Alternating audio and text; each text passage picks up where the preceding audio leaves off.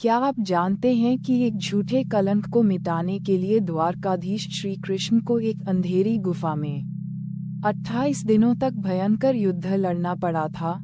एक ऐसा युद्ध जो केवल एक गलतफहमी और बिना सोचे समझे लगाए गए आरोप की वजह से शुरू हुआ था।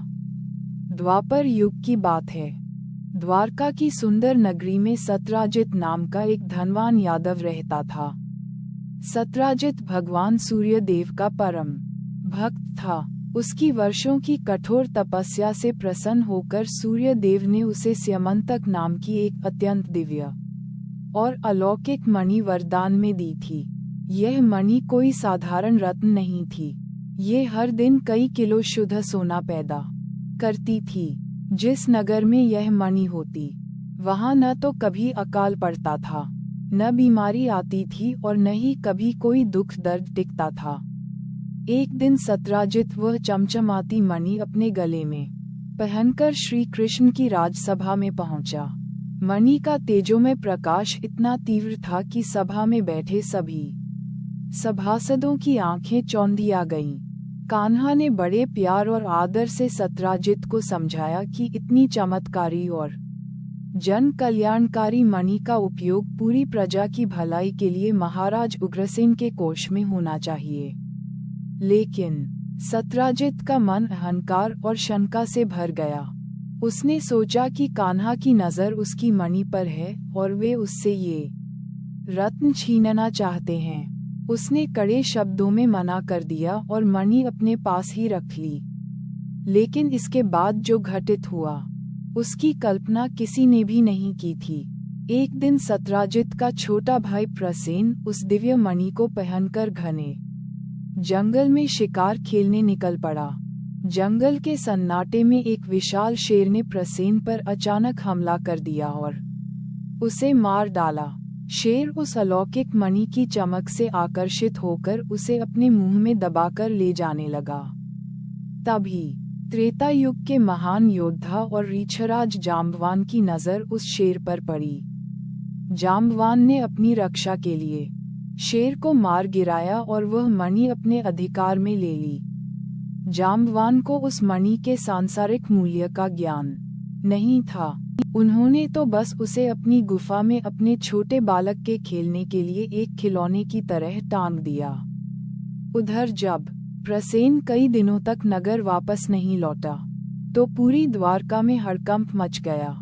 सत्यराजित ने बिना किसी प्रमाण के पूरे नगर में यह अफवाह फैला दी कि श्री कृष्ण ने ही मणि के लालच में उसके भाई की हत्या कर दी है। देखते ही देखते ये कड़वी अफवाह पूरी नगरी में हवा की तरह फैल गई। कुछ लोग कान्हा की ओर शंका की नजरों से देखने लगे। कान्हा जानते थे कि वे निर्दोष हैं, फिर भी अपने पावन नाम पर लगे इस कलंक को धोना बहुत आवश्यक था। कान्हा ने निश्चय किया कि वे स्वयं सच की खोज करेंगे और इस झूठे आरोप को मिटाकर ही दम लेंगे। श्री कृष्ण द्वारका के कुछ प्रमुख लोगों को साथ लेकर उस भयावह जंगल की ओर निकल पड़े। खोजी नजरों से देखते हुए वे प्रसेन के पद चिन्हों का पीछा करने लगे। जंगल के बीच में उन्हें प्रसेन और उसके घोड़े का बेजान शरीर मिला। थोड़ा और आगे बढ़ने पर एक मृत शेर पड़ा हुआ था। उस शेर के शरीर के पास किसी विशालकाय रीछ के पंजों के निशान थे, जो एक गहरी और अंधकारमयी गुफा के भीतर जा रहे थे। कान्हा ने अपने साथियों को गुफा के द्वार पर ही इंतजार करने को कहा और स्वयं अकेले ही उस भयानक अंधेरे में प्रवेश कर गए। गुफा के गहराई में पहुंचकर कान्हा ने देखा कि एक छोटा बच्चा उस दिव्य स्यमंतक मणि को झूलते हुए देखकर हंस रहा है। जैसे ही कान्हा ने मणि को लेने के लिए हाथ बढ़ाया, वहां रीछराज जाम्बवान आ पहुंचे। जाम्बवान ने समझा कि कोई अज्ञात शत्रु उनके बालक से उसका खिलौना छीनने आया है। बिना सच जाने, बिना कोई प्रश्न पूछे, जाम्बवान ने क्रोध में आकर श्री कृष्ण पर सीधा प्रहार कर दिया। इसके बाद शुरू हुआ एक ऐसा भयानक मल्ल युद्ध जैसा द्वापर युग में कभी नहीं देखा गया था। दोनों महायोद्धा पूरी शक्ति से भिड़ गए। उनके युद्ध के प्रहारों से गुफा की चट्टानें हिलने लगीं और भयंकर गर्जना होने लगी। एक तरफ थे संपूर्ण सृष्टि के स्वामी श्री कृष्ण और दूसरी तरफ थे त्रेता युग में श्री राम के सेवक रहे अमर जाम्बवान। दिन बीतते गए और रातें ढलती गईं। 1 दिन, 5 दिन, 10 दिन, पूरे 28 दिनों तक ये युद्ध लगातार चलता रहा। दोनों में से कोई भी हार मानने को तैयार नहीं था। लेकिन 28वें दिन जाम्बवान का शरीर थकने लगा। उनकी सांसें फूलने लगीं और बल क्षीण होने लगा। जाम्बवान मन ही मन आश्चर्यचकित होकर सोचने लगे कि इस संपूर्ण संसार में मर्यादा पुरुषोत्तम भगवान श्री राम के अतिरिक्त कोई भी मुझे युद्ध में पराजित नहीं कर सकता। फिर यह नवयुवक कौन है जिसके एक एक प्रहार में अनंत ब्रह्मांडों का सामर्थ्य समाया हुआ है? जाम्बवान ने हाथ जोड़कर ध्यान लगाया और जैसे ही कान्हा के मुखमंडल की ओर देखा, उनका हृदय भक्ति से भर आया।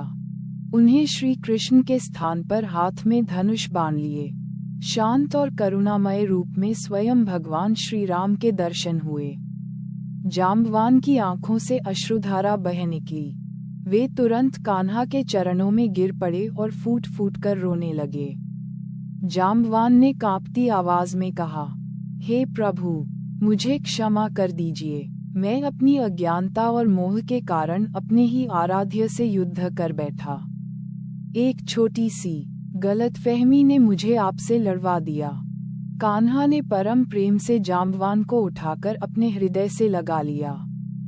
कान्हा की आंखों में भी अपार करुणा थी। जाम्बवान ने सहर्ष वह स्यमंतक मणि श्री कृष्ण को समर्पित कर दी और अपनी पुत्री जाम्बवती का हाथ भी कान्हा के हाथों में सौंप दिया। जब श्री कृष्ण दिव्य मणि लेकर द्वारका लौटे और पूरी प्रजा के सामने सत्य को प्रकट किया, तो सत्राजित लज्जा से पानी पानी हो गया। अपने अज्ञान और झूठे कलंक के लिए वह कान्हा के चरणों में गिरकर रोने लगा। दोस्तों, इस कथा की सीख यही है कि गलतफहमी में लड़ी गई लड़ाई सबसे बेकार होती है। जब हम बिना सच जाने किसी पर शक करते हैं या गुस्से में आकर फैसला लेते हैं, तो केवल विनाश और पश्चाताप ही हाथ आता है। सच को जाने बिना कोई भी कदम उठाना समझदारी नहीं है। जय श्री कृष्ण। कान्हा की कृपा आप पर बनी रहे।